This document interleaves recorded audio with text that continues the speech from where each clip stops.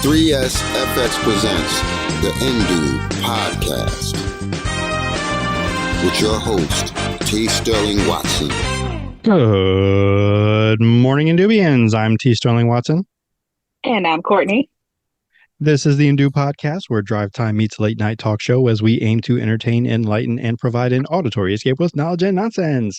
Thank you for stopping by and pressing play. We're recording live from Little New Indubia on the corner of T'Chaka and MLK Drive.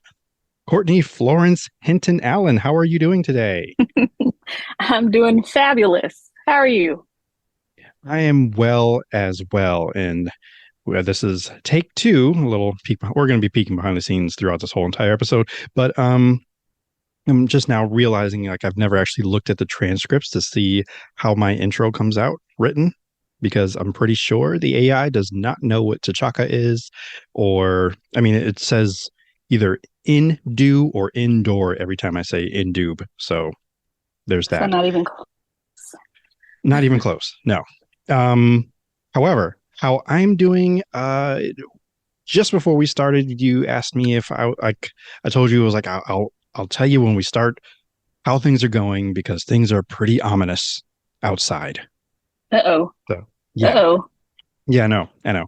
So remember there was a couple weeks ago, been maybe a week, it doesn't really matter, but recently you had asked me about had I ever gotten an air quality alert and what it meant. Mm-hmm.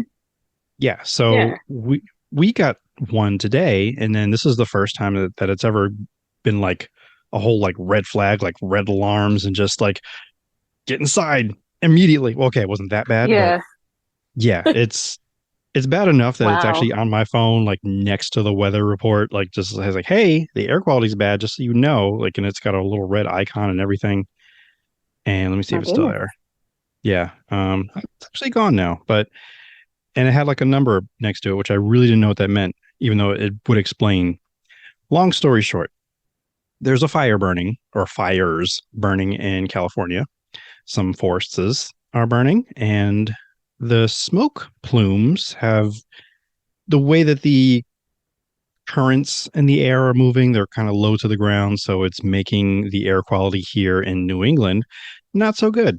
And it's going to be that way pretty much for the rest of the night into the early morn, and it just makes everything look, for me, the last time I saw the sky and everything that it looked this color, this eeriness, was actually one of those times I was in Little Rock when there was this huge thunderstorm. I think there was even some kind of tornado or tornadic activity predicted.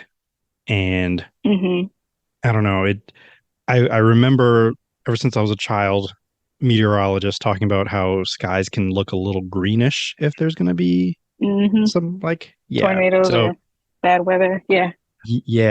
So it looked a little bit like that, but it was just very strong haze. It was the smell of for me, it smelled like, by a fireplace. You smelled some wood burning everywhere you went outside today. And and the sunlight basically looked like as if it was a cloudy day and the streetlights were on, because it was eerie. So that's wild how wildfires in California are affecting you, but Canada. Technically, wouldn't they? Oh, Canada. Okay, well that makes sense. I could have sworn you said California. Oh no, okay, because then I was like, well, wouldn't that have affected us first, or somebody else first? Well, you know more how sense, though. Space and time work. It just just finds a little vortex just to go through. Yeah. But no, it's sense. Yeah, and there's some kind of omega block. I really didn't have this on my notes to talk about, but it did come up today as I was kind of just doing my rounds just to look at the weather, what to expect for today. And there's an omega block that's happening, which I'm like, oh, where are they coming up with these weather terms? And has this always existed? And I'm trying to figure out now how to explain what an omega block is, because it sounds like a move that Apocalypse from X-Men would do to someone. I think I'm actually thinking of Darkseid from DC Comics. He has the omega beams that he shoots from his eyes, and they could go all jagged and destroy things. Yeah, that sounds more correct. Yes. Yes. and then an omega block is how he just defends from, if Superman punches him or something. So I'm making that up. An omega block is a weather event where the jet stream is like coming from, well, I mean, it normally travels in the same direction, usually from the west going to the east, but it dips or goes up, like up and through Canada, then comes back down and then kind of curves. It makes like an omega sign. So that's what's happening. Huh.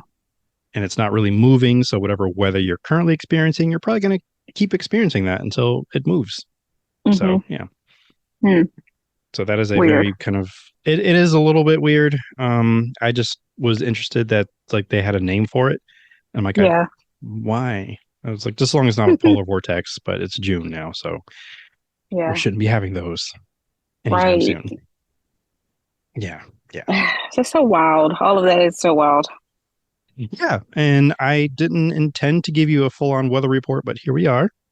But because of the skies, I had to talk about it. I'm like, I can't not talk about this because it's weird. It creeps me out just a little bit, which means I probably should have started with. See, I wasn't even ready because just because it was spooked me out a little bit. But yeah, not gonna let it play through, even though I'm done. Actually, no, I'm not. Because we got a shout out. Hey, if you're talking, I'm hearing the sound effect.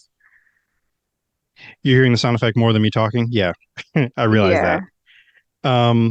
I was saying that I probably didn't need to play it because I'm already done talking about what was actually spooking me out a little bit, which was the sky. So, and then I thought, I was like, wait, no, because we have got a shout out from the Y-Files, or rather they shouted you out specifically.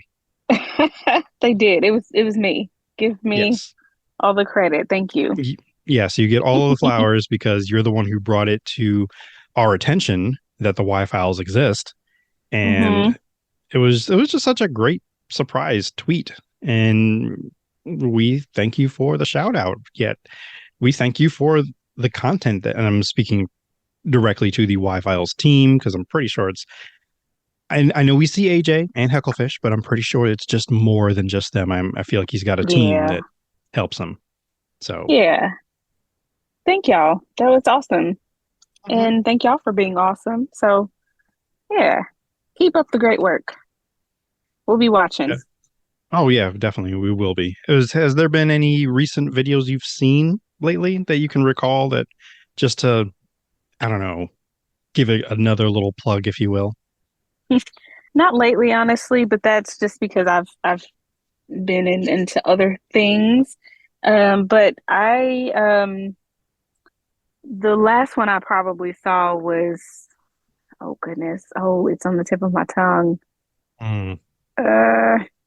It's not an old one, but shoot, I can't think of it. So I haven't seen it. I know that there's been some more recent ones that they've put out, but I don't think I've seen them just yet. Okay. I want to say one of the last ones I watched had to do with crop circles, which was surprising to me because it wasn't just about them. And like it just really made me want to like, have you watched this one yet? And it's like a whole hour long, but I couldn't wait to like, I kind of like had to chop it up in pieces to get through it all. But because, work or just life, just like I'll finish it eventually. But it did get, I don't know if it was creepy or just like maybe a little bit more cynical about just the news. I don't know. It was good though. It was a good one. It was good. I saw that one was coming and I haven't watched it yet, but I definitely want to because I love a good crop circle. I do. But I can't wait to hear like what AJ and Hecklefish talk about with it. Well, we'll definitely probably discuss. Might not be on mic, but we'll discuss. So there's that. Yeah. Sweet. In the meantime, I had I was going to say glorious weekend. Is that too strong? I don't know. I had a really good movie experience because I went to go see Spider-Man Into the Universe and to Across the Spider-Verse. Yeah, Spider-Man? Spider-Man? Yes. It's wrong. It's wrong? Spider-Man. I mean, you got okay, it is hyphenated. All right. So you do separate it. So it's not like Batman and Superman. So, but Spider-Man What is wrong with does that you? bother you? Yes. Fix it You don't like the way now. I say things? No, I don't. You're wrong. So what are You must those stop this animals with the madness. long necks that are very tall? What do you call those? Giraffes? Giraffes. I'm about to kick you out of here. Kick you out, okay? And of course, you can't forget my favorite, because it's your favorite kind of pie. It's a pecan pie. You better. Mm-hmm. Hate you so much. I got a new one for you. So much. No. One that I know that I haven't told you before, but now you're not going to be able to unhear it. Penguin. That's the stupidest thing I've ever heard. Stop this madness. But you love this it. Is insane. You love it. I don't love it. I don't. I actually don't. Stop this Anyway, madness. Spider-Man Across the Spider-Verse was an amazing film. I recently told my barber the way that I would not necessarily compare this film, because he told me that another person told him that it was like the best Marvel movie, like just, and not MCU because for reasons, but like just best Marvel movie. And Barbara was like, you mean even like compared to like Winter Soldier? And he was like, bro. So I'm like, okay. So I decided to tell him, like, well, if you want to keep it in the realm of Marvel, then let me put it to you this way. You've seen Infinity War and how that made you feel. That's the same. It's on that level where it's like an amazing film, but it's only half because you know that there's a part 2 coming. So you gotta, yeah.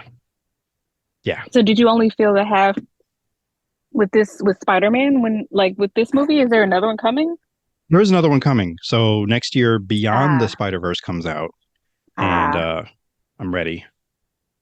Okay. Because I think even like you and I, because we saw not the first one, we saw Infinity War, and I guess I'll speak for myself, but I was ready, like, hey, bring on part 2. Like, we're here. Let's just do it. Like right now. Let's just get this done. Yeah. So I felt the same way after Across the Spider-Verse ended. I'm like, I'm already here. Let's just keep going. Another 2 hours, whatever. Go. Now, see, I don't think I knew that there was another Spider-Man coming, like another movie coming, until just now. So that's good to know. Does it end in a way that it's clear, like there's more coming? Oh, absolutely. Like yes. It's like a classic cliffhanger. Like, just like, oh, dun, dun, dun. And then you just have to, deal with it because you just have to. Why do they do this? Why are they like this? I mean, they're telling a really great story, and I honestly truly mean that, because there is so much already in this first part to love. I mean, it's genuinely a trilogy, because even the way the first one ended, like, okay, I mean, if we don't get any more, I guess we'll deal. But clearly, it picks up right from where the last one left off, the first one. Yeah. And it just goes, and then you just meet more spider people, because that is the correct term to call them, because it's just. Yes. Yeah. I mean, that even includes people. Right. That even includes Spider Ham. So, because I guess he's considered a spider person. He is. So, yeah. It's but it's great. I truly highly recommend it. The animation is breathtakingly beautiful. I mean, again, if you've seen Into the Spider-Verse, it's just more of that, but built on like what they already have. It's a great sequel. It's a great movie. And I'm afraid where I'm going to rank it, because I don't want to rank it too high, not knowing how it's going to end. And I'm already certain the ending, the part 3 is going to be great. So, yeah. I can't wait to see it. And just for clarification, I say part 3 because I'm including, like, I'm saying it's a whole trilogy. That's kind of what I mean by that. So, yeah, just want to make that clear. So, yeah. Okay. Well, I can't wait. I cannot wait to see it. May have to make plans for this weekend. We'll see. No, I mean, hey, do it up. But then again, how do you feel about Transformers? Why are you asking about that movie right now? Because that comes out this weekend. Yeah, I'm gonna keep it there. Also. I didn't know another one was coming out until I saw an ad for it yesterday, and I was just like, oh my God, what number are we on? 25? 7. Or something? Is it really 7? It's 7, yeah. Or 27? Oh, okay. Okay. Well, I just the question you should be asking, is this a sequel? Is this a prequel? Is this a reboot? And I think the answer to all three is yes. It's all three, yeah. This is why I'm not in that world anymore. Like, I like the first couple ones, but then they just kept going and there was no real reason to. And so I'm just like, okay, guys, we get the message. You're or whatever. Just what's happening? Why are we still? And so 27 installments later, we're still here. And I don't care if it's a prequel, sequel, all of the above, reboot. It doesn't matter, So I do. I want to object. I mean, I agree with you. Like part 5, whatever one that was. I don't know. I think what the day went British or something. I forgot. But I feel like the reboot came when the movie Bumblebee came out, which was really, really good. Like if that's the one you should get behind. Like go see that one. Trust me. I don't understand. Just, so what is this out right now? What is this called? Beast Wars or something? Beast of I almost said some different other movie color? that actually exists. I don't know. Beast of a Different Nation. That's a different movie. I think that's what I wanted to say. Yeah, but I mean, with that movie, they got that's where that line "beast it" comes from, which I love it because that just I guess at that time that just meant to eat or drink whatever it was. The guy who was saying it was telling it to his little daughter, and he was like "beast it, beast it." And I'm like, oh yeah, it's a great war cry or just rallying. Yeah. Well, beast mode. That's oh my God, I should know his name. Tyrese. Marshall. I don't know. Nope.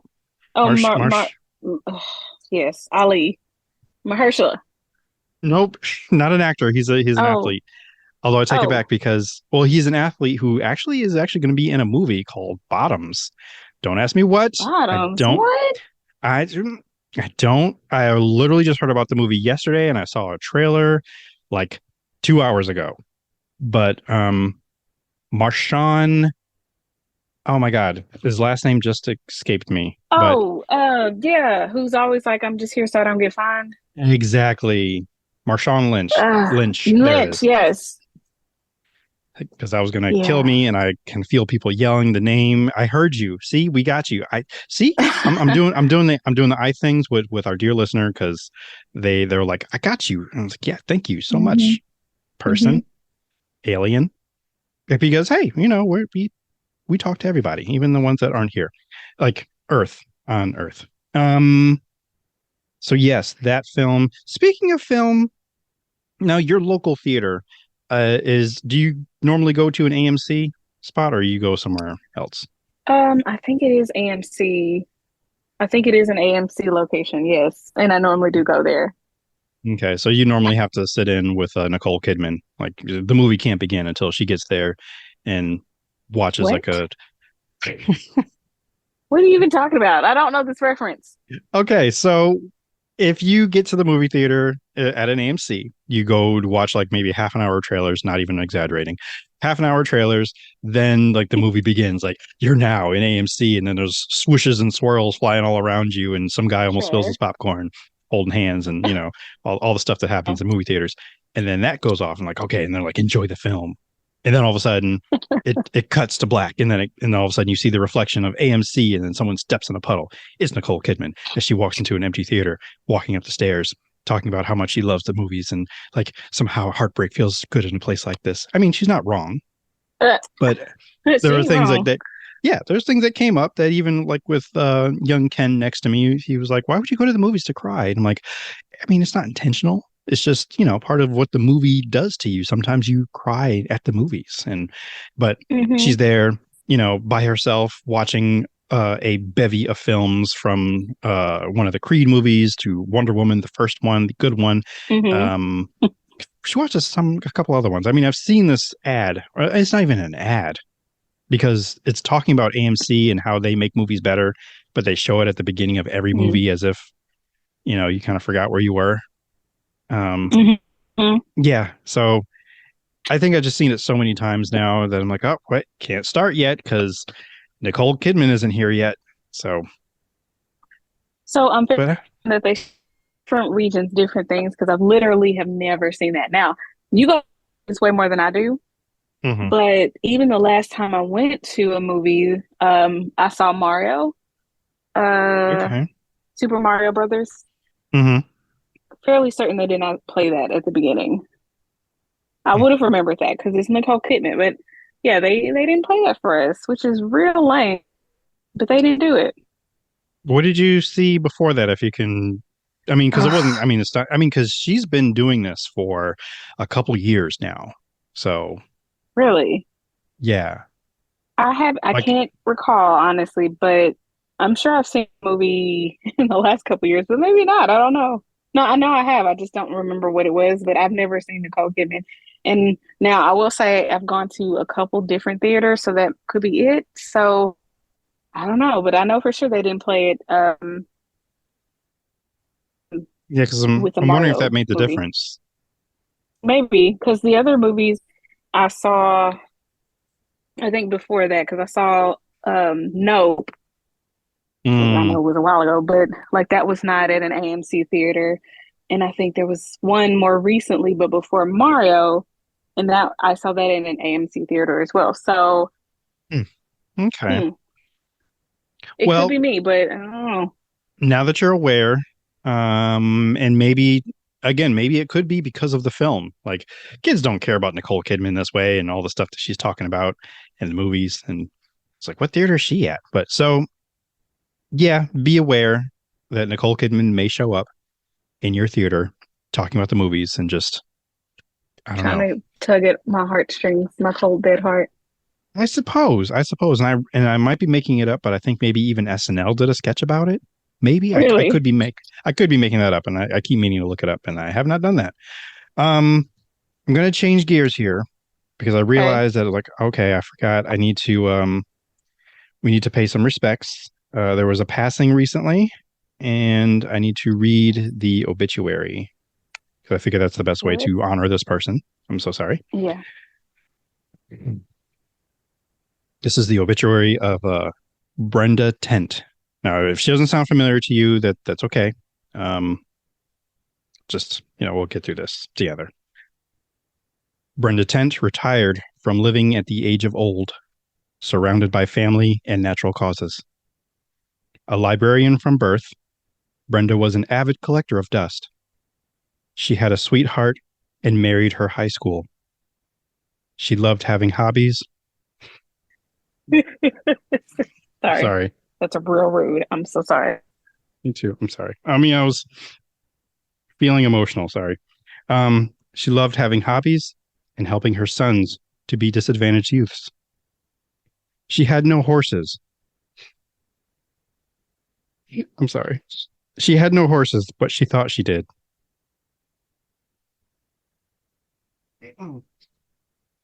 That's the worst, man. Having I horses. know. Thinking you do and you just don't. I God. know. Wow. The struggles. I'm almost done. I'm almost done. Hold on. I just got to get through this. The church gave her a choir.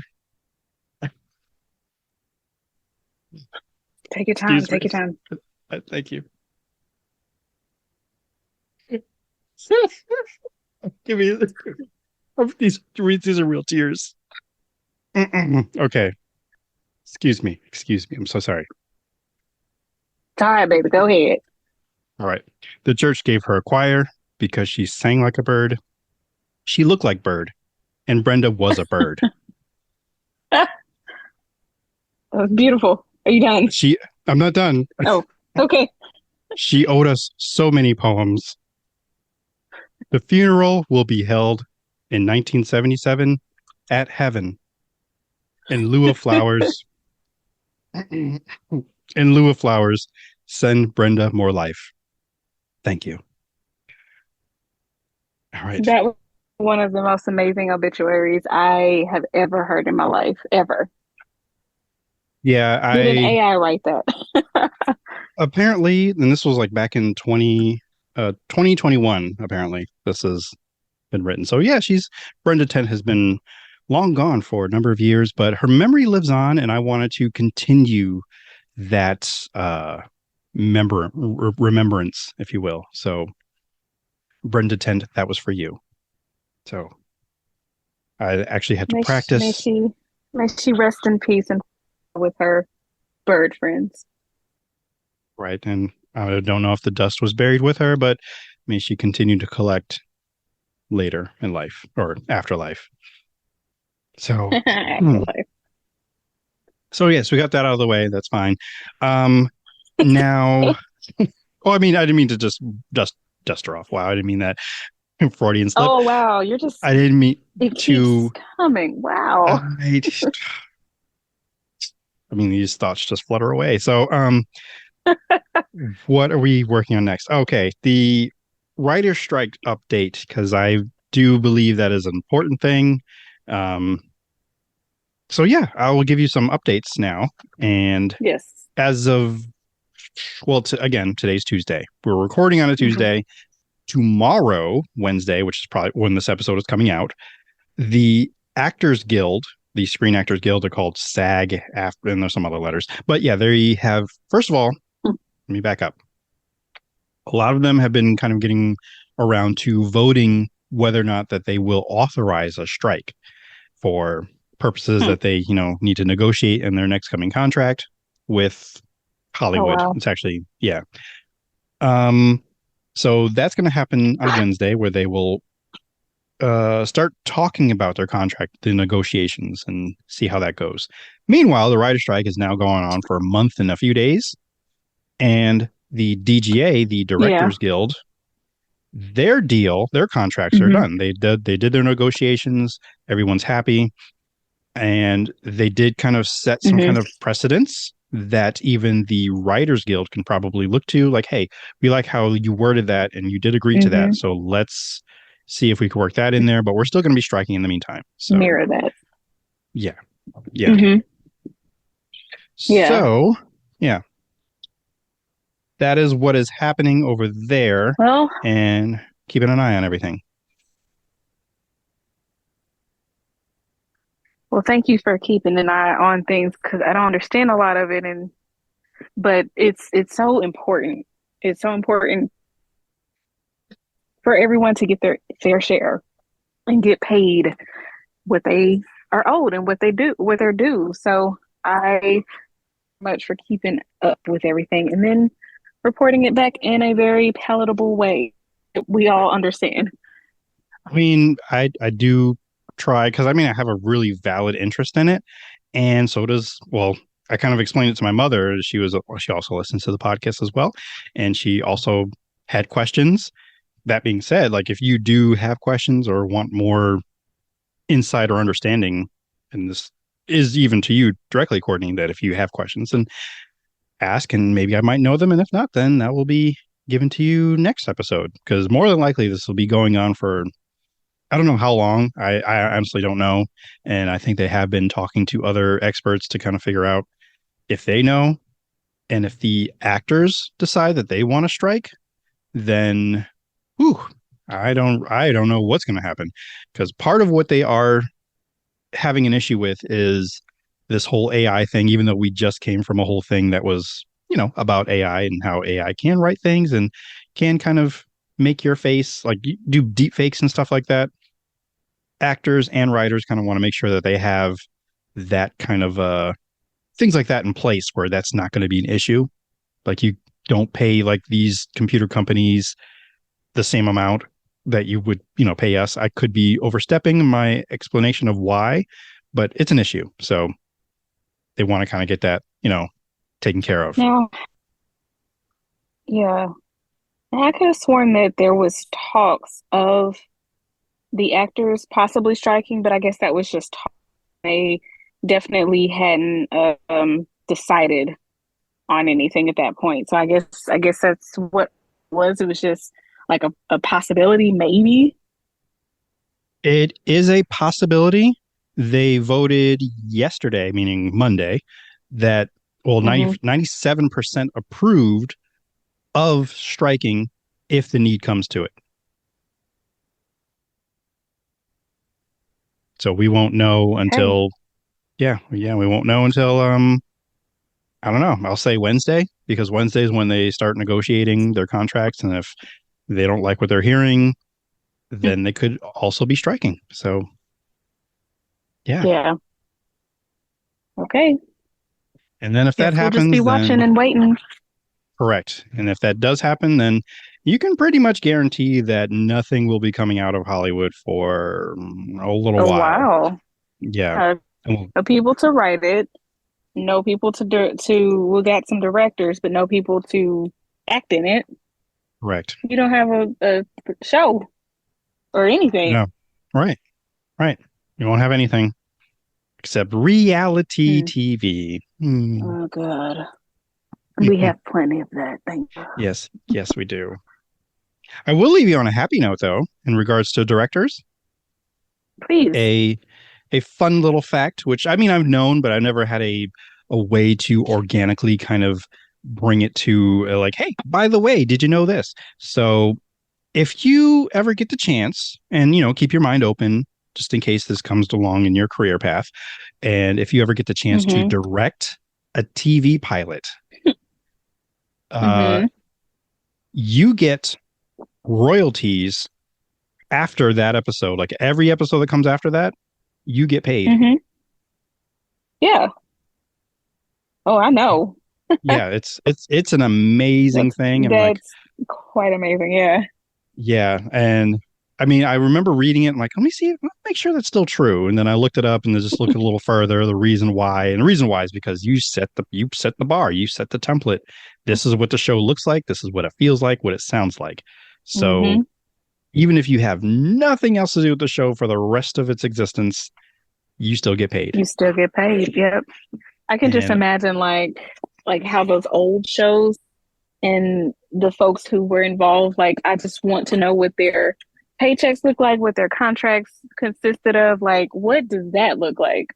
Because my goodness, can you imagine like another Cosby stopped for a while for obvious reasons, but when it came back, if it came back in some places, like, did those all people, like, what is their money looking like? That is an older show, Goodness. And and just sitting down and actually thinking about the shows that have gone on for a while. Walking Dead, ER, all the not all of them, but a good chunk of the CSIs, shows that you can build a whole channel around them. And I don't know if you get even residuals for reruns, but that part I don't know about. But still, just the fact that as long as it aired, you get a piece of that money. So just wanted to share that. Yeah. Thank you. All right. Yeah. We will now move into our let me get my little button over here. Black History Facts. And I would like to thank our good friend and fellow listener and fellow Indoobian, I'll just say, Magdalena, who actually sent me this fact today because I was looking around, and we'll actually be hearing from her a little bit later. So this is about Jessie Maple Patton, who broke barriers for Black women in entertainment and news as both a cinematographer and director. And sadly, she died recently. She was 86. Patton was recognized as the first Black woman to be admitted into the International Photographers of Motion Picture and Television Union in the 70s. Whew, that was a mouthful. Her career as a trailblazing cinematographer led her move into directing, making the 1981 independent feature film Will, which I've never seen, but I will look. I'm going to look into it and look it up, see if I can find it, see if it's streaming anywhere. Let's see. Patton was said to be the first Black woman to direct an independent feature-length film in a post-civil rights America.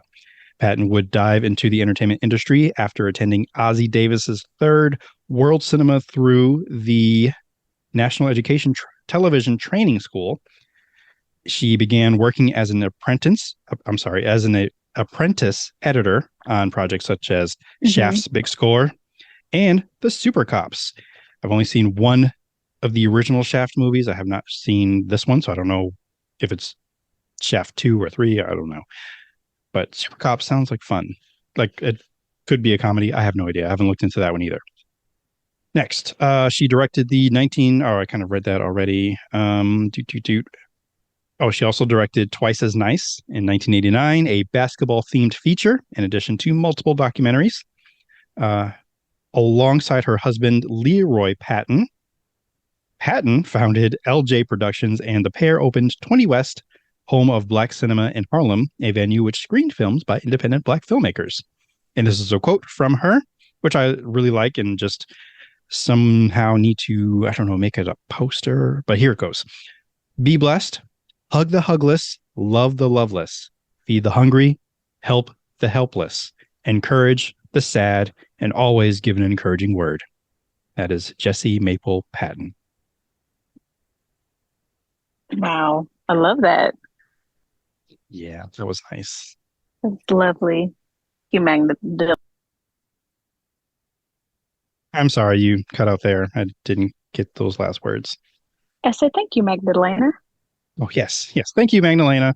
And I guess we might as well just go into the mailbag since she did send us some more mail. And where's my mailbag?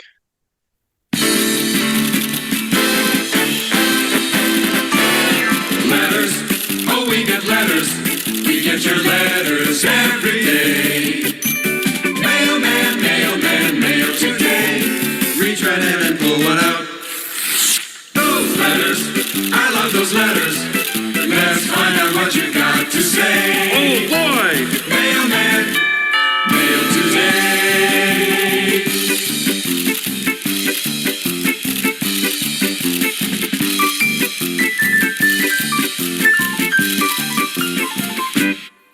All right. Okay, so she does ask a few questions here. I didn't prep you, Kortney. I only read it like just moments ago. But don't worry, we'll get through this, and we'll actually have to probably come back next episode for follow-up. So okay. Her letter goes, "Hello, Indubia. Thank you for the shout out on the air. I am back with another question for you. What kind of sci-fi, either TV, movies, books, interest you, and what would you recommend? Could you make an indoob sci-fi best of list for the public? Also, please talk about why you love Star Trek, as I have not yet watched and people have said I would like it. Where should I start? Also, is there a divide of the Trekkies versus Star Wars fans? I have not grown up with either being too prevalent in my life, but have had more exposure seeing Star Wars due to my friends wanting to. The one book I want to read soon is Do Androids Dream of Electric Sheep by Philip K. Dick, which is the basis of one of my favorite films, Blade Runner. What do you think of the Blade Runner film series? Thank you again, Magdalena." Phew, what a loaded couple questions. It is, but I love it. And I thank you again, Magdalena, for sending this email because, yes, this is right up our alley because there's just so much to dive into, which, again, I know like I had just gotten the email, so I wasn't really able to prep you for it. But I think, I don't know why, but I always tend to work backwards when things like this. So have you seen Blade Runner, any of the Blade Runner films? No Runner films. None of them. Okay. It's okay. It's okay. I mean, it took me a little while to see, I was going to say one of them. And I mean that because there's Blade Runner, the theatrical cut, Blade Runner, I think the director's cut, and then Blade Runner, the final cut. I don't know which one I watched, but it was one of those. Do you remember the length of it, maybe? Not really. Maybe that's I know not as helpful as I would think. No, not really. Because I mean, I know there's subtle differences between each one. Like one of them, you actually find out that the main character might not necessarily be who he thinks he is. Okay. And then I have seen the sequel, which a trend that's been going on lately is like, hey, it's 20 years later. Let's see what these characters are up to. So Blade Runner 2066, I'm making up a number. I don't know what the sequel name is. And we'll look it up right now because I already... something. Yeah. That was 2044, maybe? I don't know. 2049. You were closer. Good job.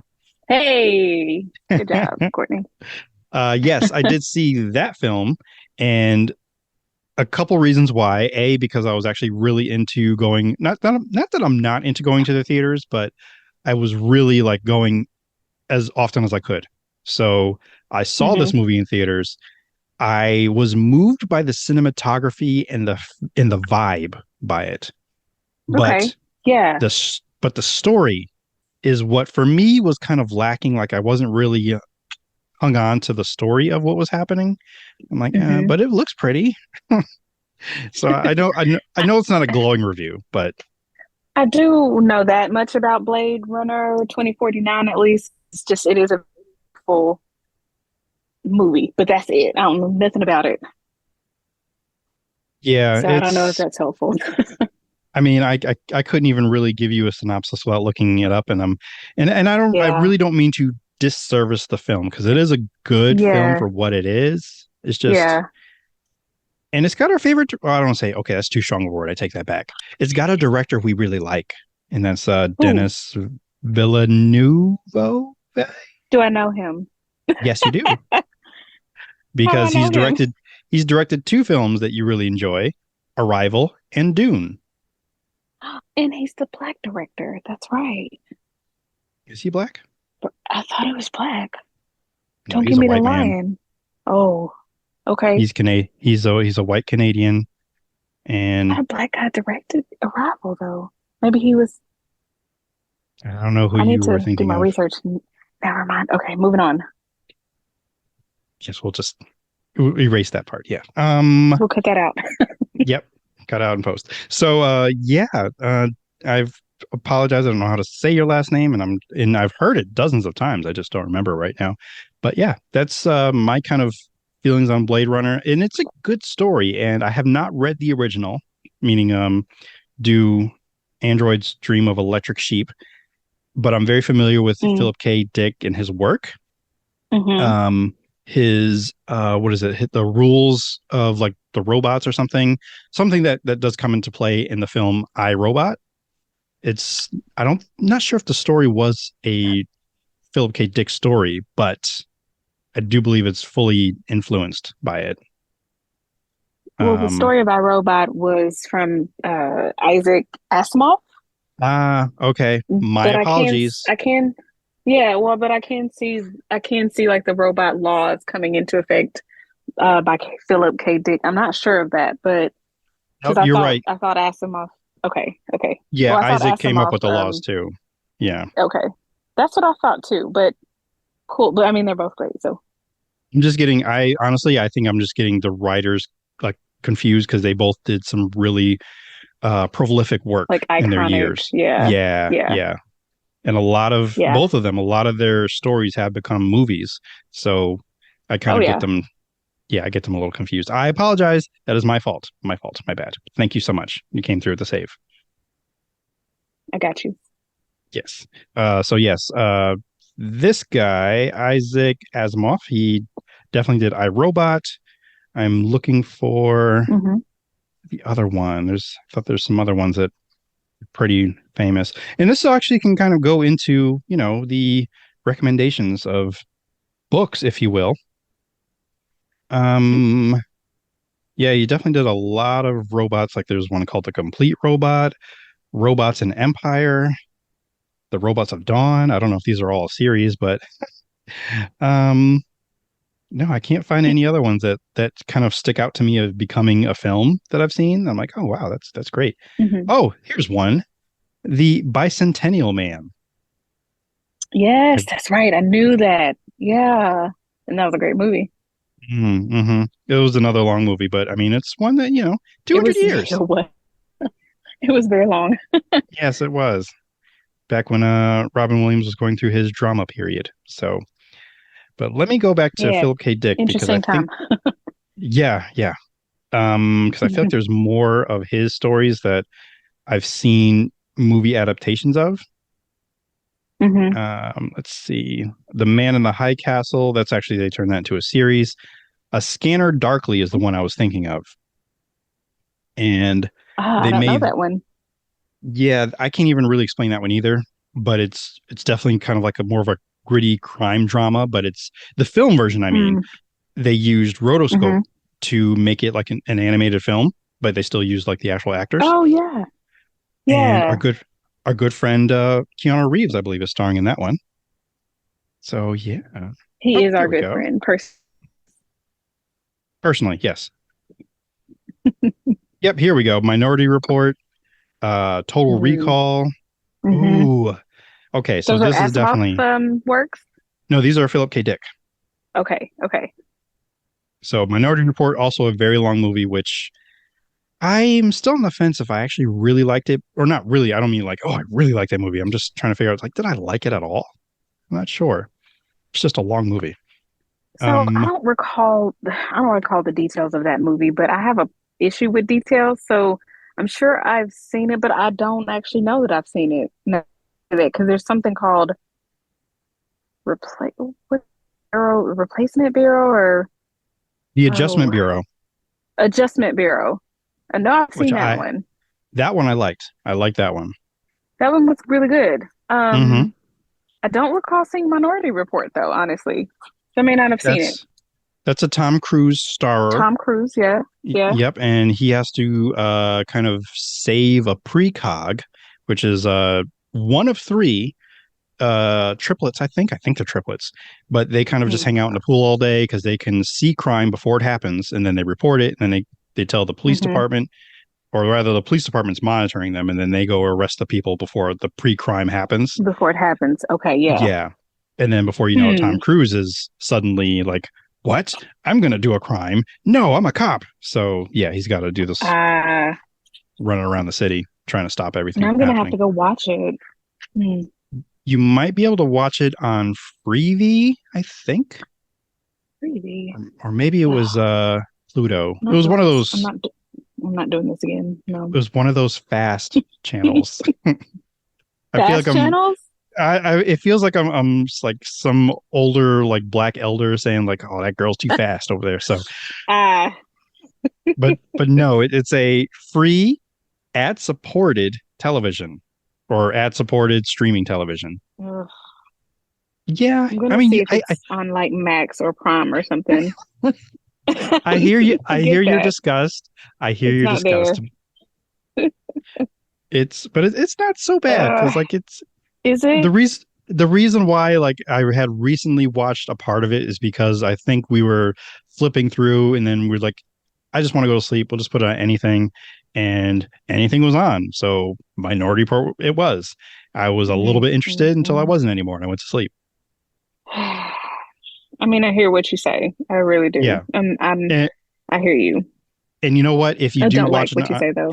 If you do watch it on a fast channel, I give you permission to curse my name when it abruptly goes to commercial. In the middle of a sentence. Exactly. Like, don't you dare. Get a spongy light or something. I don't know. Just, comes out of nowhere. Just you have my permission. I could just rent it somewhere. I'm gonna just rent it. Could. I'm gonna do that. Was it $3-4, something like that? Enough, worth it. I don't care. Okay, I'll allow it. I mean, you know what? Because I don't want to tell you it's not worth it. But it's $3.79, and I can rent it on Prime. It's through Paramount. Or I could do a free trial. I could do a free trial with Paramount Plus. I've been actually. Hey, let's put a pin in that because I hear you already, and we have to talk about Star Trek. So we do.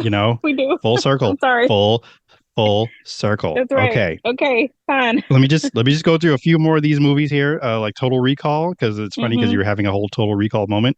That's starring Arnold Schwarzenegger, but there's also a remake, which I heard was not as good, starring Colin Farrell. But take your pick.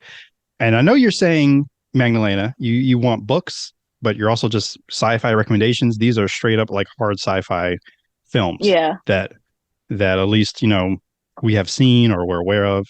And this is strictly like Philip K. Dick. Like these are all inspired by his works. So yeah, we also have Paycheck, which, I mean, if you've seen the movie, you can tell everyone was involved for a paycheck. That's it. It's not that great. Yeah. It's during one of the Ben Affleck like lower period days. So yeah. before he Yeah, I mean, before he got better, because he's before a he lot. blew up. Yeah, Yeah, he did. he got He did better. get better. He blew up, and it's fine now. Because I mean, he I was will on a good say, trajectory. Hmm? yeah.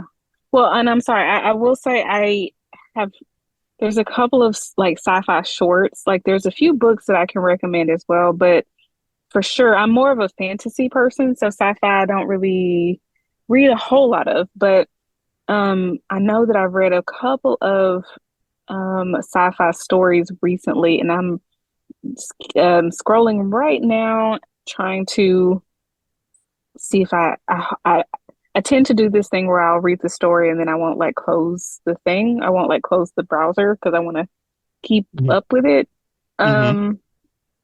So I'm trying to find, I don't know if it's actually okay. So speaking of Isaac Asimov, there's one called The Last Answer. Okay. It's called The Last Answer, and then he also writes one called The Last Question. Mm-hmm. They're short stories. You can just Google them and find them. I'm trying to remember which one I like better. I think it was Are they like companions? no. No, so they're not related. Like the short, not the No. short answer. No, okay. Well, they kind of it's I don't know. You'll have to read them because you would think that they're companions, but they're not really in the way that you would think of a companion story. They definitely don't have the same characters. Um, I would say the last question is my favorite, but both of them are freaking phenomenal. And again, Mm. they're very like I guess you can call them sci-fi. I don't know. Just read them. Let me know what you think. Um, I also recommend anything by Octavia Butler, Oh yes, yes. specifically Kindred. Now, I have some books by her, blessed and gifted to me by my companion on this call today on this podcast, and I have not read them. Mhm. But Kindred is something that I read. It's a novel that I read years ago, and it's never left me. I And think you made about it me read it. often, and I made you read it, and it's freaking phenomenal. They made a show of it that I haven't started because I've heard not great things about the show that It is also what it didn't. is. It's. I'm just gonna come out and Okay. defend it for the attempt because I feel they had to make some creative liberties just to try to make it last. Like they want to keep it going.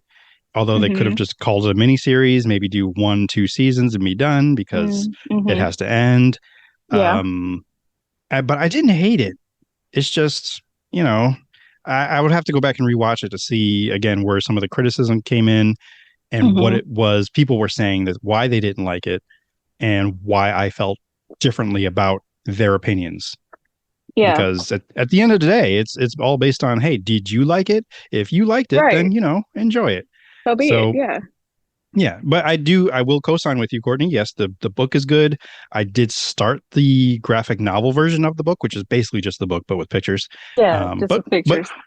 yeah, but beautifully drawn and everything. But I just haven't finished it. And I mean, all of that is there. So and don't feel bad about not reading the books. I think the way that it was like uh presented to you, I think it's Mm-hmm. meant for display. Like I don't know, I'm sure you could still read it, but the way it looked nice. I'm like, I'm okay if you don't actually read these. It's just it looks like something really nice to have like on a bookshelf or just Mm-hmm. somewhere. I'm like, ooh, look at that. Like the way that it looked according to the website. It's like, ooh, this Mm-hmm. looks like it'd be really nice on a table or a shelf, but also be, Yeah. a fan of, Octavia Butler. So I'm not, I don't feel bad that you didn't read it. It is on display.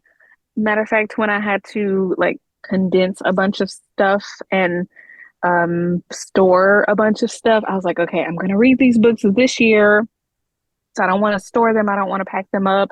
I don't want to put them in a place that makes it really hard to access them. So I'm looking at them right now. So they're still on my TBR, in my TBR pile, the to be read pile.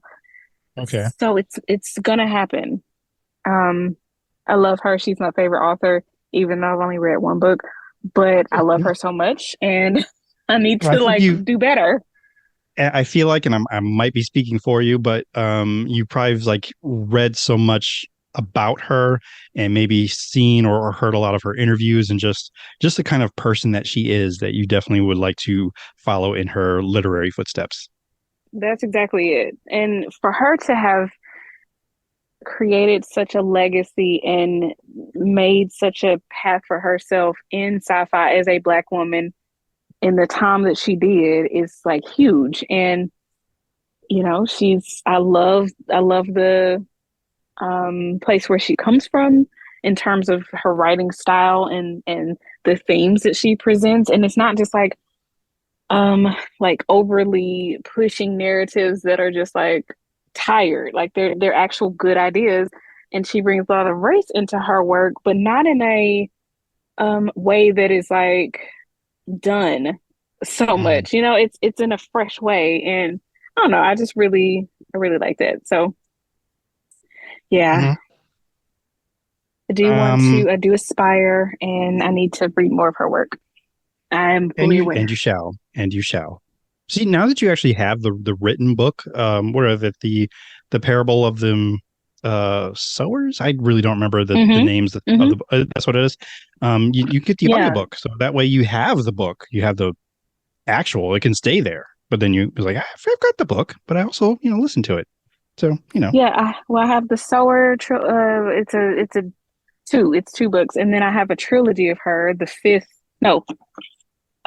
fifth season trilogy that I really want to. No, I'm sorry, that's somebody else. No, that's N.K. Jemisin, who is hmm. also a prolific. I think she does. I think this is sci or fantasy, but anywho, Octavia, That'd be another yes, journey to kind of traverse. Where is the line between fantasy and sci-fi? We won't do it now. We won't do it now. okay, because I was about to start.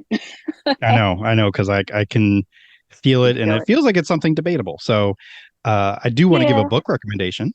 I do want to give a book awesome. recommendation. Snow Crash by Neil Stevenson, Mhm. and this. Let me see when it. Okay, yeah, it definitely does.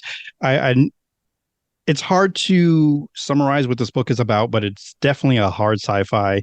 And Hmm. if you've seen The Matrix, this does predate The Matrix too. So it's like Okay, 8 years, 7 years, I think, before The Matrix comes out. That this okay. book was written. It's definitely tapping into another world of like just technology and just samurais fighting. And it's great. It Ooh. was a lot of fun. It was a really good read. And I wasn't even really into reading, but someone had recommended it to me, and I'm like, "Oh wow, do you know me really well or something?" And yeah, it Probably. was really good. So I Yeah. enjoyed that. I did enjoy Ready Player One, although Hmm. it's kind of feeling like a story that doesn't exactly age as well as it probably you might think it might. Mm, okay. Um, and it's only because of things in the middle. The main character doesn't make the best decisions, so I maybe even take that statement back, because it's the character making decisions that aren't the best. So, there is a film version of it. It's not as good as the book, but it's not Okay. terrible either. Because, Yeah. in fact, the movie version has to speed up things because it's a movie. Whereas the book, it really does take its time.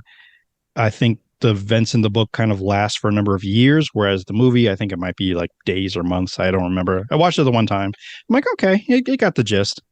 It's a movie. So, but yeah, Hmm. this is one of those times I would recommend the book over the movie. So there you go. This is me, the movie guy. I'm saying that. So yeah. Gotcha.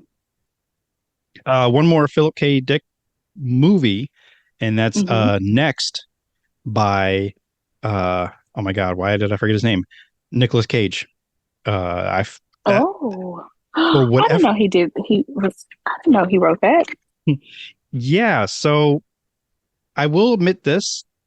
There are parts of that movie that live rent free in my head. They just kind of replay just because, and I'll tell you why. Because um, the movie is about Nicolas Cage's character who can see in the future, but only like so far in the future.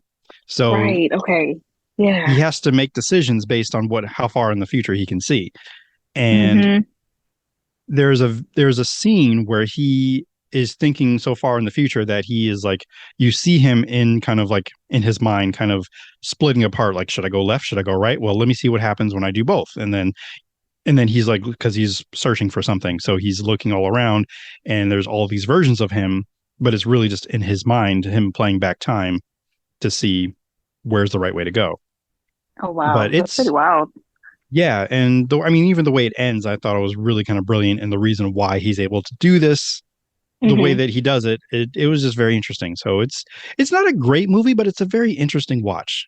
And I don't know, it could be from a short story of Philip K. Dick, or it could just be a novel. I don't know, but I'm sure you can probably come across that information when you look it up. And yeah, so that's that one. I just wanted to throw in there before I moved on to a different page of other things. And hey, we did mention The Matrix. That is definitely sci-fi, and that's one of our perfect movies that we have put in our perfect movie pantheon. Yep. True fact. Would Inception go in there? I don't really want to put Inception in there.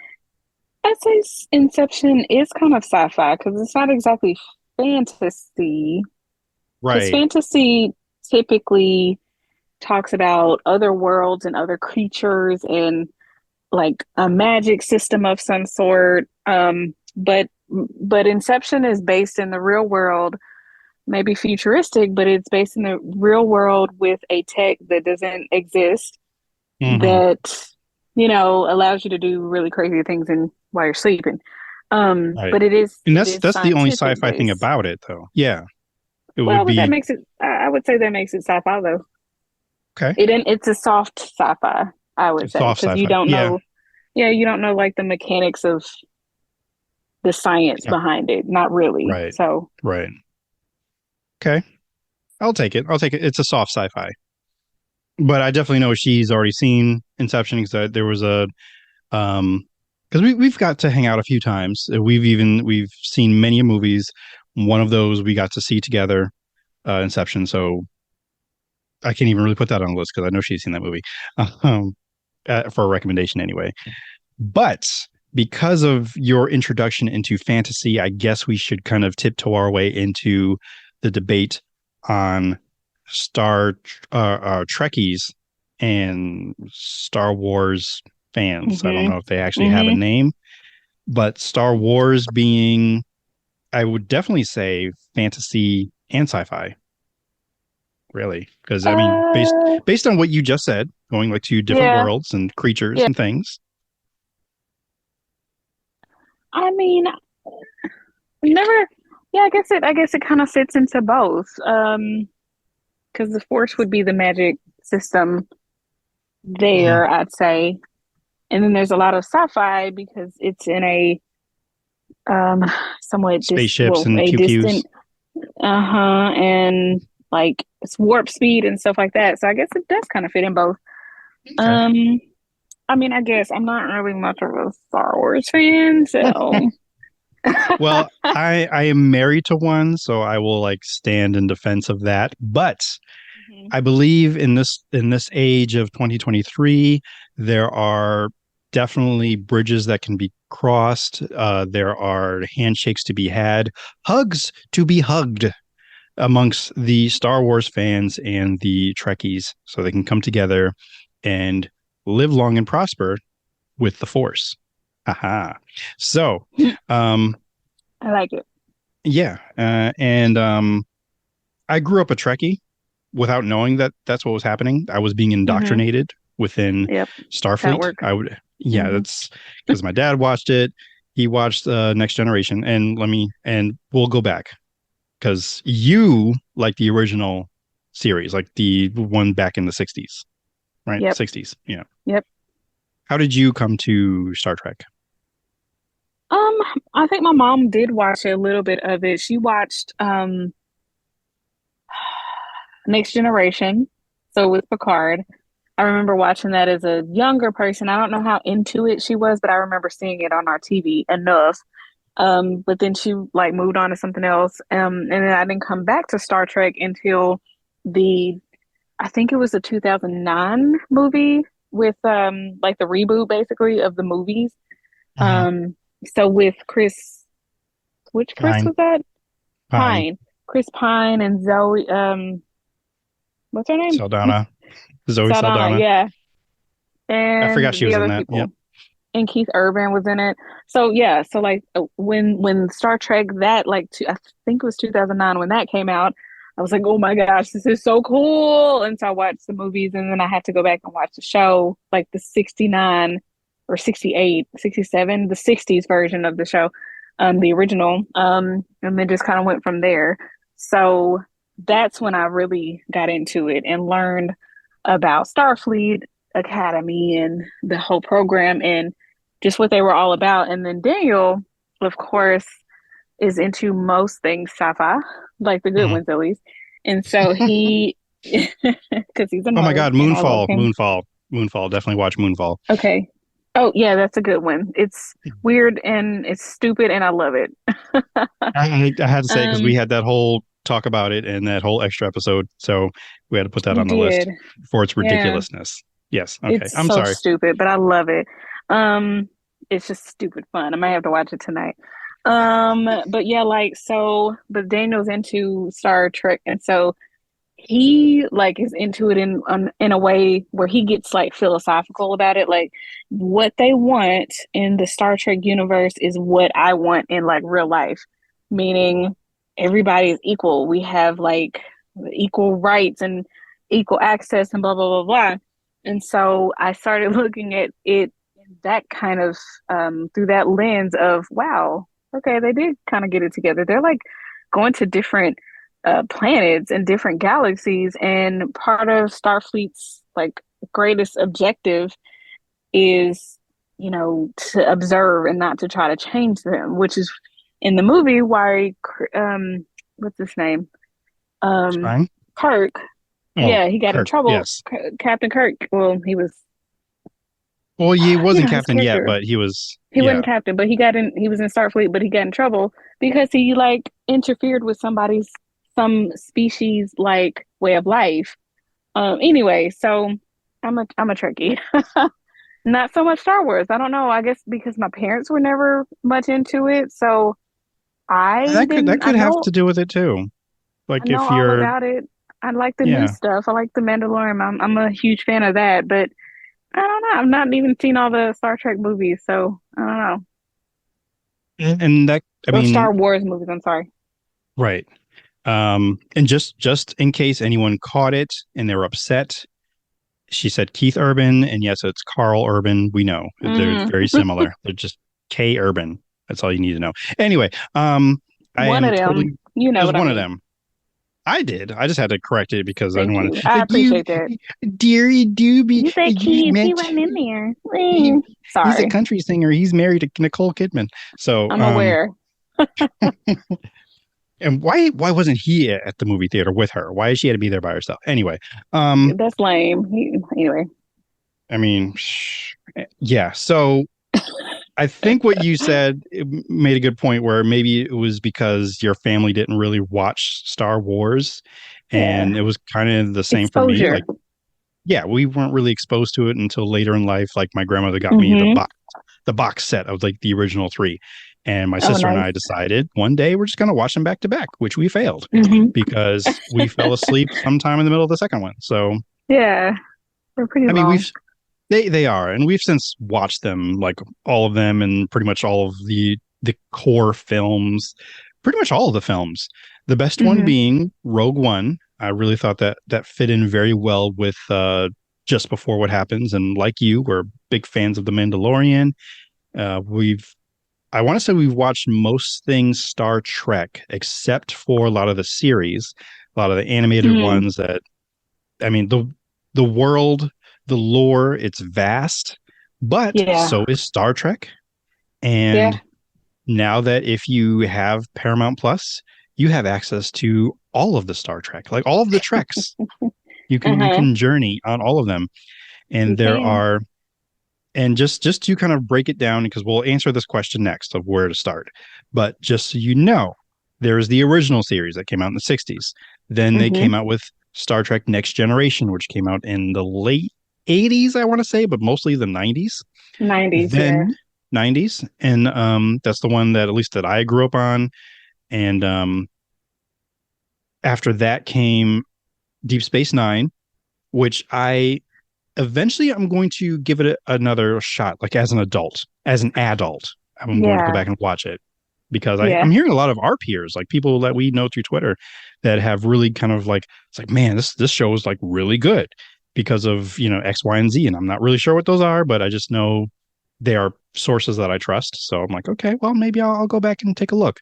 But wasn't into it then because there really wasn't much action for me, and I was a kid, and I'm like, I'm bored. What else is going on? So there's Deep Space Nine that takes place on a oh my god, a station, like a base kind of, but in space next to a wormhole. So yeah, and I just quickly checked with my hubs, and he did confirm Deep Space Nine and Voyager are his favorites, but especially Deep Space Nine because the captain, I do not remember his name because I haven't watched it. Oh my god, and it's totally giving me a quick. He just said it, and I can't remember. Because his name Cisco, yes, Captain Cisco. And then Voyager, which is actually the next one, that's got Captain Janeway. Yeah. So, which my mom, she didn't care for her because of her voice. It just seemed too gravelly. And then when you hear it, you'll understand. Yeah. But I like her voice. that one was fun. Like it's a fun show because they are lost and they're trying to get back to the Delta Quadrant or wherever they're trying to get back. They're trying to get home. And that's the whole thing. And that also gave me a boyhood crush on Jerry Ryan, who is 7 of 9. So yeah, she comes later in the season, but she's there. After that, they took a little break from making Star Wars or Star Trek things, and I read why, but I can't remember what it is right now. And they came out with Enterprise, which takes time-wise, it takes place way before Kirk, way before Picard. Yeah, it's crazy. All that. It is. It's like when Starfleet was first beginning. I never watched any of that. My dad did. At first, he didn't like it, but then he kind of he's so into Star Trek that he'll almost watch anything Star Trek. So I think he just watched it anyway because that's the only new series he had. After Enterprise, I think they had pretty much kind of stopped and they kind of focused on the movies then. I mean, they were making movies after Next Generation ended, and they brought those characters back. Right. They brought those back. They brought the original cast back from the original series, and they've been doing all of that. So there's a myriad of movies you can go through as well. And then Paramount Plus actually was CBS All Access first. They said, hey, we're going to keep it going. Let's get this whole Star Trek train or Trek. We're going to I'm lost here. Hold on. We're going to Trek. I don't know. I lost myself. So they came out with a new series, Star Trek Discovery, which is actually very good. I think I still have a few episodes left on wherever I left off on. And then some spinoffs were discussed about that. Then they came out with an animated series that I wished came out when I was a child, even though it's not for kids, but still, this is what I wanted, and they made this for me. So it's Star Trek. It's called Lower Decks. Yeah. And, I mean, Kortney, this is going to make you not want to just have a trial service for Paramount Plus. Great. Because this, I feel, is also going to be right up your alley because it is made by it is made by Trekkies. It is made for Trekkies. And I feel like this could even be I don't even want to say it's the introduction if you've never watched Star Trek. I feel like you need to watch some legit Star Trek before you watch this because a lot of the jokes, I mean, even if you're not that land. Deep, they might not land, but you don't need an encyclopedia either. Sure. A lot of the deeper jokes, they're for the deep nerds. Like you go to Comic-Con wearing, the whole, communicator and everything. Get up. Yeah. Right. Which, I mean, if you do, that's cool. Honestly, we are for cosplay. So I am not. Yeah, I'm not not knocking it. Right. So there's the Lower Decks. I'm a huge fan of that one. And then the newest series that just came out. Actually, there's two more. One of them they made actually for kids, and I think that one's called Prodigy, I think. Ooh, I hadn't heard about that one. Yeah, and Captain Janeway comes back because she is a voice for it. Oh, sweet. That's amazing. I'm just checking just to make sure if that's what it's called. Yep, it's Prodigy. Okay, Star Trek Prodigy. I think it's geared towards children, or at least younger kids. And I'm just trying to see if there's some kind of age here. Young aliens or whatever. Okay, yeah, kids. You have a TVY or something? I don't know. Whatever. That's in its second season. And then the newest one is Star Trek Strange New Worlds, which I have not started watching, but it came on because I think I fell asleep when I was watching something Star Trek related, and then that came on after it. Like, oh, what is this? Yeah, something was happening. Like, I don't know what's happening. I take it back. I lied. There's one more. Star Trek Picard. So how am I supposed to catch up with all of this when I haven't seen hardly? I mean, I've seen the old stuff, but and like the old movies and stuff, but the new stuff, like there's a lot of stuff. There's a lot of stuff. That's why I said what am I supposed to do? Your little trial, like throw that away. Just get the whole thing and just dig in, because there's a lot. And from what I've seen, most of it is really good. I say most of it because I haven't seen all of it. Like I haven't really watched Strange New Worlds, and I wasn't going to until I heard that they're going to have a crossover with Lower Decks. Oh, snap.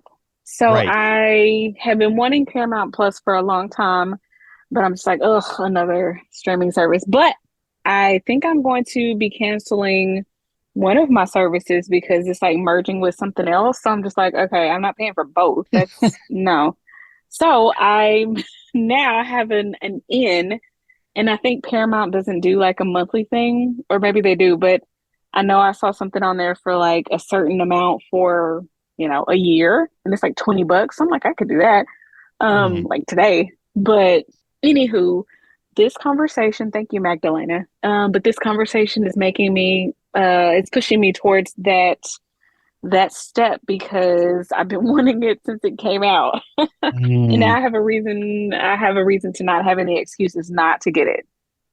Right. And I want to give an apology to Magdalena. She is a minimalist. So she tries to not do as many things or pay for too much streaming stuff. And pretty much everything I just said is on Paramount Plus. But if you really want to dive, for free. It's not for free. But if you really want to dive into it, maybe there is a trial that you can kind of explore. It's only a week. It's only a week. So it's only a week. Yeah. Magdalena, it's on you. You and your husband, like you both talk about it because I know they're friends of mine. So yeah, you guys discuss it. I mean, if he's into it, because like, hey, Daniel, he's into some of the intellectual things that happen in the Star Trek universe, and I'm pretty sure your husband is also an intellectual. You're both creatives, and there's a lot of juicy goodness that happens out in space that's recorded for you in your Paramount pleasure. So yeah. I like it so much. So yeah, and I feel like Paramount should kind of slip me a few dollars for, doing this hard sell for them, because my goodness. And plus you get a whole you get a plethora. I'm sorry, no, you get a mountain of entertainment, because that is their slogan. And there is like movies upon movies, TV shows, reality, all the stuff you could want that other services, they might have it. They don't have what they have. They've got the space. I mean, literally space, trekking for days, months. There's so much Trek you can't even stand it. Like, just strap in. That's all I got to say. And if you want some Tom Cruise, he's there too, because so is Maverick, and both Top Guns, I think, are there in case you're into that. Because hey, they're there. Why not? Yeah. Scream, if you want some, stabby going on, that's there too. If you're into SpongeBob is there. Yeah. I do love SpongeBob. I didn't know he was there. Yeah, he's there. He's at the party. Wild. Mm-hmm. Nice. I think pretty much a lot of Nickelodeon stuff is there. So if you want to get back and watching Doug like we did, really? I think so. Is it really? Oh, I'm gonna sign up today. Like, I love Doug so much. I love it so much. Yeah, there's some good stuff there. So let me actually go back to this email here, just to make sure I didn't leave anything out, because Because if Yeah, Dale's not there, I'm coming for you. I mean, we'll compile a list and actually post it somewhere, probably on the Patreon. And yeah, we definitely talked about our love for Star Trek. But where should she start? Like, I feel like I want to say Next Generation, but if I do that, I'm gonna have to make like a list of which episodes, and I don't even know which episodes to start with. See, I don't know much Next Generation. I've seen them, but it's been a long time, and even recently I've seen some, but so I can't recommend that. I don't recommend starting at the beginning of Star Trek either, because it's Yeah. a You different told me era. that too. It's just different. You told me that. I did it anyway. And I'm like, it'll woof, this turn is you rough. off. It's real rough, and so no. But I knew what I was getting into, so it's different for me. If you think you can handle it, go for it by all means. But it's rough because it's just real rough, real rough. They almost I'll didn't even make say it, that and you'll see why. for Next Generation, it's a little rough too in the beginning. Yeah, I tried to go back, and I don't. It's. So anyway, if you haven't we'll start with seen the series. movies. Oh, okay? You want to start with the movies? Well, I say start with the movies because that's kind of what revitalized it for me, and they're really good because they're done in like 2009, or so. And then that'll get you interested in it, and from there maybe go to Next Generation. I would save like the original series for later when you're more invested because like I said, they're just really rough, and the style of TV is just a lot different than what we're used to now, and it's not gonna hold. It may not hold you. She is a fan of classics. My recommendation, like things that are things that are a bit older. I mean, for the time, you're right. For the time, maybe, but I don't know, man. I don't know. Yeah. If you decide to go there, anyone listening, if you decide to go to the original series, just watch at your own risk. Know that it is pretty dry. The storytelling mechanisms are just way different. It's just a way different time. So just keep that in mind. I would almost suggest because I'm pretty sure there's like a key episode that maybe if you're going to go into the older series to watch that, and then I would say watch that, then go watch Star Trek II: The Wrath of Khan, because a lot of people love that. Yes, but that's a good one. At least watching an episode gives you an idea of who these characters are, and then you know that you're going to be jumping ahead like 20 years, so you know they're older. Yeah, and then you can kind of go from there, because then you get to see the original characters in Wrath of Khan. So like you get to see Uhura, you get to see Captain Kirk, you get to see Spock, you get to see Bones. I mean, you get to see the original characters, but it's in a much better like quality production, much better story. So I can see. I just feel you need a little, introduction first. Like, okay, let's see them in their natural habitat, and then age them up, and then you can go there. Fine. Yeah, you can do that. As for the Next Generation, I don't know. There's a lot of classic episodes, and I couldn't name you any off the top of my head, but there are lists. I know there are lists that I've read them and I'm like, oh yeah, I do remember that episode. And some of them I've seen so many times just because it just happens to be on late at night. So yeah. So there's that. And then, like I said, there's the movies, like there's the new ones, the ones that you just recommended, the ones that come out like 2009, but there's also the movies that the cast of like the Next Generation is in. Or there's even one I think called Generations. There's one called like First Contact, I think. Those were pretty good. Yeah, so you've got a lot to pick from, but I think that's where I would start. It was start where Courtney said 2009, Star Trek, and if you like that one, I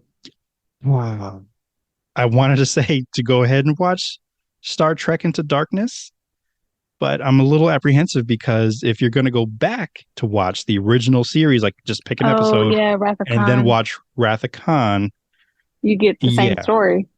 Kind of, but it is different, and it is You're right. That's why I'm struggling, because I didn't mean, mind it. A lot of people didn't like I it, but liked I didn't it. mind I it. saw I that. liked I it. saw that before I saw the original series, or before I saw Wrath of Khan, and I liked them both for different reasons. So, I mean, it Mm-hmm. didn't. I don't think it affected like me liking one over the other or anything like that, because I like them both equally for what they are. It's like a different But interpretation. So yeah. yeah, it's a different interpretation. They look, obviously they look different. You've got different people playing the character, so it's a little different. But also, didn't it end differently if I remember correctly? It Don't did. spoil it, but didn't it? Okay, Yeah, it did. so Because even though that event happened, like the whole Wrath of hmm Khan thing happened, there was still hmm another thing happening behind that. And that's true. Yeah, you're I right. was It's gonna just a say, different interpretation and includes different things. yeah. So Mm. yeah. Ooh, so what is our final what is our final recommendation on how to approach all the Star Trek universe? I really think that trajectory sounds the best for me. It's just the only points I can't nail down without further research is like picking an episode of probably both the original Star Trek and Next Generation. Because I'm trying to find a way that's most accessible, and I don't know if those series are accessible elsewhere outside of Paramount Plus. And I would totally recommend Star Trek Discovery, but that can only be found on Paramount Plus. And I don't really want her to go out and get the service unless she definitely wants to already do that. And so now I have to give my money back to Paramount, but it is Yeah. what it is. Yeah, but there is a trial. I just checked, it's a week, so like 7-day trial. So if you wanted to get a trial just to see and then start with whichever one you were suggesting, then so be it. But if not, just find the movies somewhere if you can, or get the trial and watch the 2009 movies and go from there.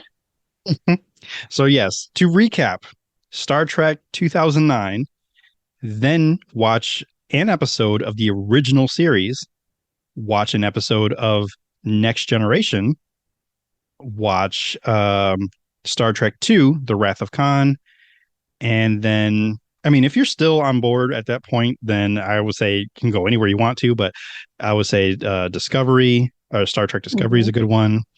And hmm oh man, there was definitely one, because I feel like you have to, one of the episodes would be for Next Generation is when Picard becomes a Borg, because hmm that's a real pivotal thing. Like especially if you really start to like it, you can't hmm really get into Star Trek Picard, for example, without understanding his Oh, history okay. of being a Borg. So Interesting. Don't say any more than that. I don't even know what that is. right. Well, Picard was my captain. That was the captain I grew up with. Gotcha. He's my captain. So Yeah. he was Picard before he was Xavier. So yeah, my captain. Even though, yeah, Cisco was there, black guy, great. But yeah, That you Picard. grew up with Picard. Yeah, so did Right. I. So there's that. So yeah, that's what I would say to start with. And if you can't get to any one of those, then just jump ahead to the next thing. You'll catch on. You're very bright and intelligent. You'll figure it out. And then, but those are definitely the recommendations in that order. And then if you like it, get back to us, and then we'll see where it goes from there. And I'm just looking back at your email just to make sure I got everything. And I'm just going to say the things that interest us most, or I'm sorry, I'm speaking for you again, because a lot of the things are the same when it comes to sci-fi, like some of the elements. If it involves time travel, definitely.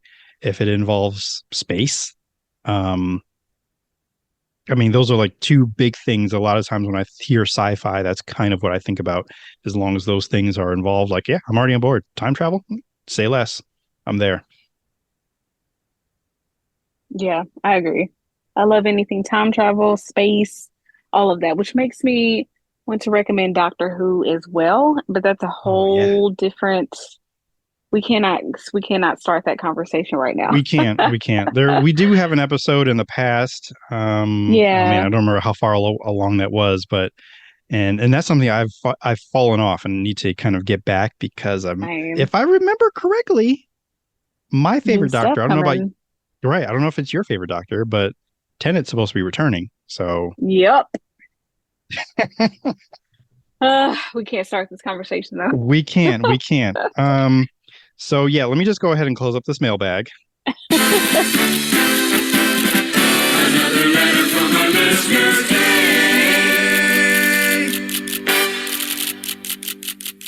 Thank you again so much, Magdalena, for that. And again, if you have any questions for us, we'll do that took up more time than I thought it would. But I mean, you scratched a large surface, and there's so much more we can dig under that itch. And but yeah, if you want to write us, ask us questions, and it doesn't even have to be with things that we even know about, because if we don't know about it, that's more fun. You can email us at indoobpod@gmail.com, and we will read your question, or if you just want to say hi, we'll read that too. We'll just get into the last things here. Do you already know what you might be grateful for today? I'm just jumping into it.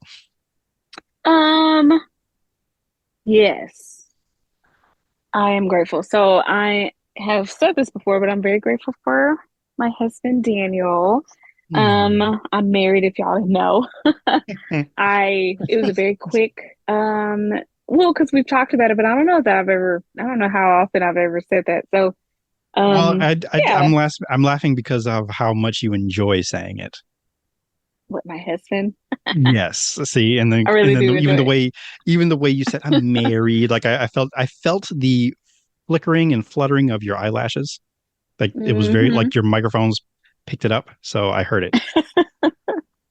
Well, it's a whole story of how that came to be and how I'm like, ooh, married, really? And then I was like a whole married person. But yeah, I'm just grateful for him and our journey and the future. So yeah. It's very nice. And no, I'm not going to talk about Ashley. I'm going to talk about YouTube and how I am. Yes, I am very grateful for my wife as well. But we've talked about her. She's had her time. You're right. I'm not going to do that. I mean, there's a whole podcast you can listen to about how much I love my wife. So it's called Love Blurds. That is the plug you're going to get there. I am grateful for YouTube tutorials, specifically for Adobe Audition, helping me become a better editor and things of that nature. So that way I can really feel confident charging you an arm and a leg to produce your podcast for you. So, because, I've got the skills. I'm good like that. I'm not really going to charge you an arm and a leg, maybe just a pinky toe, whatever you can afford. So working on that. And a bit of a shout out. I'm just going to say, what's up to Justin, my boss. I've worked for a lot of people, a lot of different managers and supervisors, but this guy is attentive, really looks out for me. He hooked me up with some passes for movies because since I'm still a contracted employee, I do not have full access to all the benefits that regular folks do. So he took some time out of his schedule to circumvent that whole thing and was able to procure some discounted tickets for me. So it's things like that I appreciate. And I mean, he's just a generally good guy. Like, we'll just stop in and talk about what we had for lunch or how to soothe the roof of your mouth after you burnt it with pizza, knowing that you're going to burn your mouth with pizza, but you still have to do it anyway. And how do you remedy that sensation? And I later learned, I think it's honey. I think you need honey to do that. So, okay. It's good to know. I did not tell him. Yeah. Although I did have a little bone to pick with him because he was upset. For lunch, he had like a little bag of Smart Food popcorn, and he was in the bathroom just washing his hands. I'm like, yeah, I just hate, having that cheese residue. I'm like, excuse me, sir. That is the best part of having Smart Food popcorn. Yeah. So sometimes you just have to put up with the pain, when it comes to your food. I guess. Recommendations. I'll go first this time. Okay. So, and I was so excited by this because I had texted you immediately when it was finished. Although I did that actually for quite a few things, but you would think I'd be recommending Spider-Man Across the Spider-Verse, but Mm-hmm. I'm actually going to recommend I'm going to call it a little known film because I knew little about it and only saw like one preview for it randomly. Mm-hmm. 3,000 Years of Longing, starring Tilda Swinton and Idris Elba. Mm-hmm. I Okay. sold this to my mother, telling her about the movie, that Idris Elba is practically naked throughout the whole thing. Oh, Practically. oh, I'll take it though. Yeah, you will. So he is a genie, or jinn. I'm sorry, he's a jinn, and it's basically just a story stories within a story, because he's telling Tilda Swinton's character like a number of stories about love and just his longing for love. And it's just a beautiful, beautiful story. It's from the director of Mad Max, which I've found to be interesting. But I mean, hey, you can have a whole different subset of like stories that you do. This is definitely in the world of fantasy. This is not sci-fi, but it's just a really beautiful story. Visually, it's told well. I really enjoyed watching these actors. Like, just Mm-hmm. it was great. It was really, really nice and surprising. I knew very little about it, like I said, and just like I decided to watch it on a whim, and very pleasantly surprised. So I texted you immediately after it was over. I'm like, you've got to check this out. I mean, you, Kortney, are a storyteller. I feel that is something that you would connect with, the fact that stories are being told and the importance of these stories Mm-hmm. being told. So, Yeah. and plus it's a little bit of a different culture too. So Yeah. Well, I definitely have put it on my list. It was on my list before, but like I said, I was excited when I heard about it, and then I saw the trailer, and I was like, ooh, I don't know. I don't know about this one. But to know that you watched it and really, really enjoyed it, and now are recommending it, I It's too think many I'm gonna relays. have to bump it back. I'll have to bump it back up on the list, you know? Mm-hmm. Oh, okay. I'm sorry. I thought you were going to go into your recommendation. I thought that's what you're talking about, but you're talking Oh, about this one. no. I'm sorry. I'm I'm sorry. talking I'm so about sorry. yours. Yeah. Keep up, man. Okay. Keep up. Okay. So yes, definitely bump it up on your list, because like that's why I was saying, yeah, I'm recommending it for the podcast, but I'm also recommending it specifically for you because of just the storytelling nature of it all. But since I still have the ball currently, I did want to recommend something that not that I wasn't going to, but like, you know what, I need to talk about it because this was amazing. Oh, by the way, 3,000 Years of Longing, also, I believe, on Paramount Plus. So there you have it. Nice. But I believe it's also on Amazon Prime, I think. So you have multiple so ways to watch. you have multiple ways of watching it. So try to catch it if you can. Really, it's good. Nice. But exclusively on Amazon Prime, actually, it's more Freevee, which is Amazon's free. Oh, it's another fast channel, if you will. A little sitcom called Primo. That is Primo. Primo. It's about I think they're Mexican. I think it's a Mexican family. It's this teenage boy who lives with his single mom and Mhm. 5 uncles. 5 of them. Oh, okay. And all 5 of them are idiots, but they love Okay. him. It's full of love. And okay, not all 5 of them live with him. One of them actually is married and has his own family, but he's with all of them all the time. So, Okay. but the cast of characters, it's great. It's hilarious. I was in a chat group and we didn't even talk about that we watched the show until I kind of brought it up one day. It's like, hey, have you guys watched the show Primo? And they're like, oh my God, yeah. Oh my God, yeah, I love it. And then we just started talking about our favorite episodes. There's only 8 of them. Sadly, we need a second season pronto. And it only came out like a week ago, like 2 weeks ago. Oh, wow. But Okay. if you were going to watch, I mean, watch every episode. It's a quick and easy, low stakes watch. But if you had to pick one episode, watch the Cookout episode. I think that one, we're calling it an instant classic. But watch every episode because every uncle gets their time to shine, but you really get to also see how idiotic they can be. So, but it is hilarious. It is a great show. So check it out. Nice. Nice. Nice. Your recommendation? I recommend a docu-series, a 4-part docu-series found on Amazon Prime called Shiny Happy People. It's about, essentially, it follows the Duggar family, which is Michelle and Jim Bob Duggar out of Arkansas, who have, I think, Alongside. 19 kids. I don't know how many they have now, but I think they have 19 kids. But basically, covering a little bit of their story and the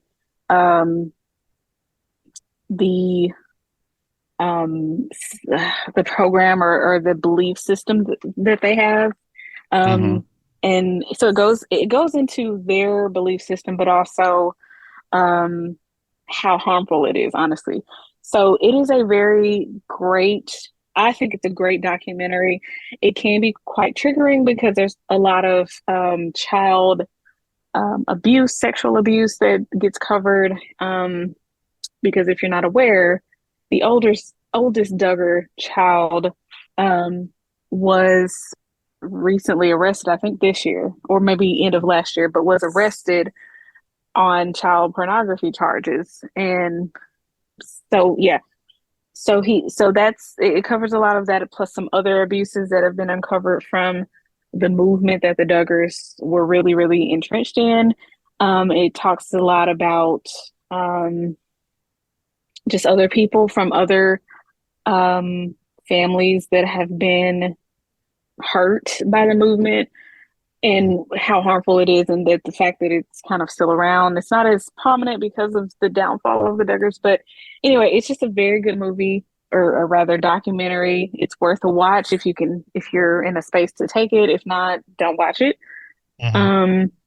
But it's just very insightful, very interesting if you're into that sort of thing. It doesn't have anything to do with crimes or murders or things like that, but it does talk a lot about abuse, sexual abuse of children and adults. So just kind of take that as a warning. But if you can handle it, if you're in a space to be able to watch that, then it is very interesting.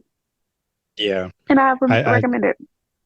I found another kind of like similarity to it where like, oh, this could be another reason why like you kind of gravitate towards it, and that being it basically being like a cult, and specifically Scientology, which they did name check at one point because I did watch it. Yeah.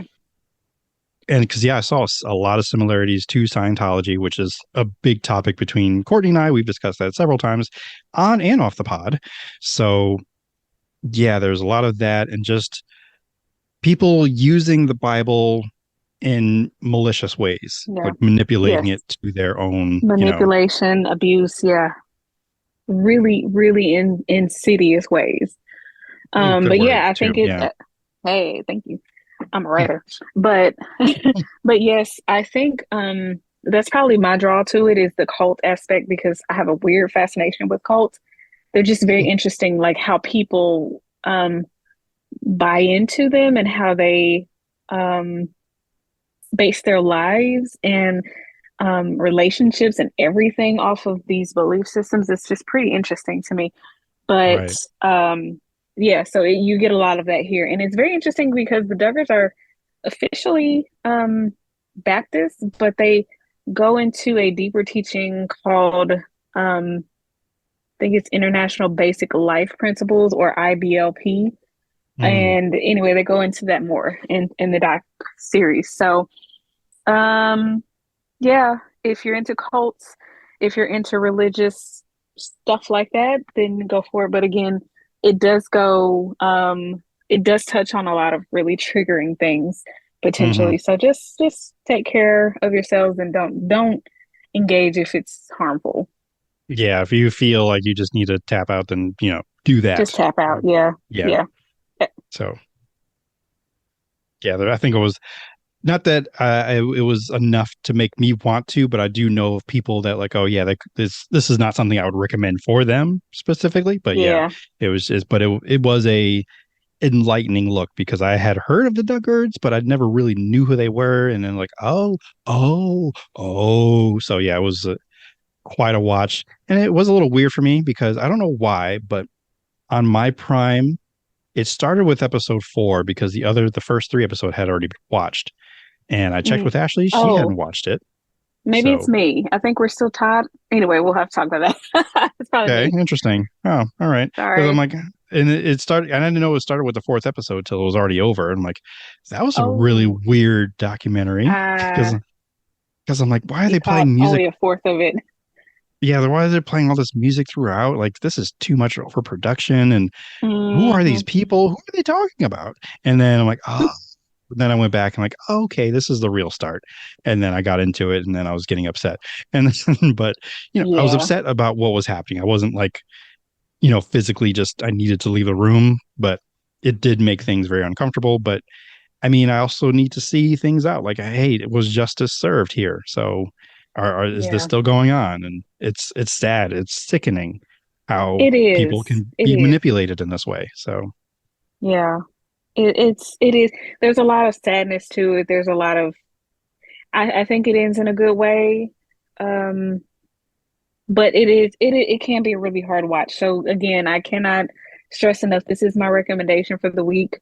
And I enjoyed watching it. But if you are affected or know someone who's affected by these topics and it might affect you in a very negative way, please do not engage with find a Cliff Notes version if you need to know what's going on with it, or DM me or something. But yeah, take care of yourself. Don't watch it if it's triggering for you. Right. Same thing if you're, there's just many, and I texted you earlier, like, hey, we could go into a deep dive about this in a separate episode. So, hey, if you are interested and want to know more of our thoughts, again, email us, let us know, and we'll, tackle it how we do. But that does it for this episode of the Indoob podcast. Again, we thank you so much for listening. We thank you, special thanks to Magdalena for giving us a huge chunk of this episode. Yay, thank you. Thanks again to AJ and Hecklefish and all the fine people over at the Y-Files. In case we've grabbed any of their viewers, thank you for checking us out and listening to us. Okay, and you have any, what is it? Not shout outs. Shout outs and plugs and things of that nature? Nope. No? Okay. I thought you were poking your head out a little bit, but maybe not. Okay. You can find me at all things at Indoob. Go to indoob.com. You can find the Patreon there. You can find the store and all the good things and happy things. Thank you so much for stopping by and pressing play. Please remember to wash your feet, your legs, the undersides of your dishes. Please tell someone that you value them, live without regrets, and live for the folks you love. I've been your benevolent host, T. Sterling Watson. And remember, if the world didn't suck, we'd fall off henceforth and forevermore. And the church said, Amen. Amen indeed. And I remembered all of that this time. Oot. Good job. I'm so proud of you. Oot? What is that? I don't say that. Woot is what I meant to say. I thought that's what you said. Yeah, that's what I said.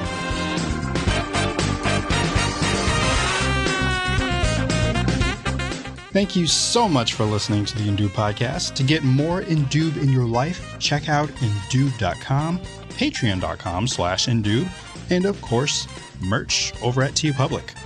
Email us your Ask Indoob questions, comments, or just say hi at indoobpod@gmail.com. Linky dinks in the descripts. Please rate, comment, follow, subscribe, and hashtag tell your friends. Until next time.